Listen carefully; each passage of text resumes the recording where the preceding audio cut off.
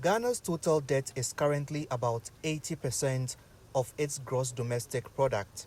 The government says the increase in debt is due largely to loans acquired to tackle the COVID-19 pandemic.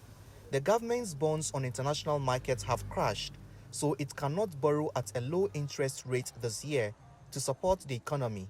It now wants to borrow more than $600 million from the domestic market to fund its expenditure for the second quarter of this year. Analysts say it could slow down the economy. The little that the banks have, they are lending to the government. If you go to the typical balance sheet of a bank, you'll realize that a chunk of the monies are in treasury bills, are in fixed deposits, short-term securities. That tells you that they are comfortable lending to the government rather than what? Giving to the businesses and the individuals who needs money to expand.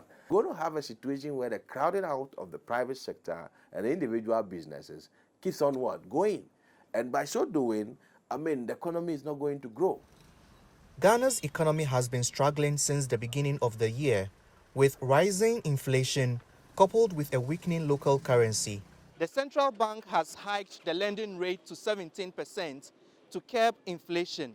The government is pumping $2 billion into the economy to slow down the depreciation of the local currency cedi against the US dollar.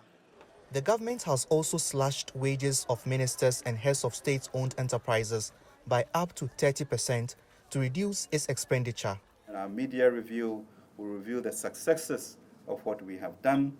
This would ensure that the structural reforms are crystallized, reduce fiscal dominance during this period, and ensure fiscal and monetary policy coherence.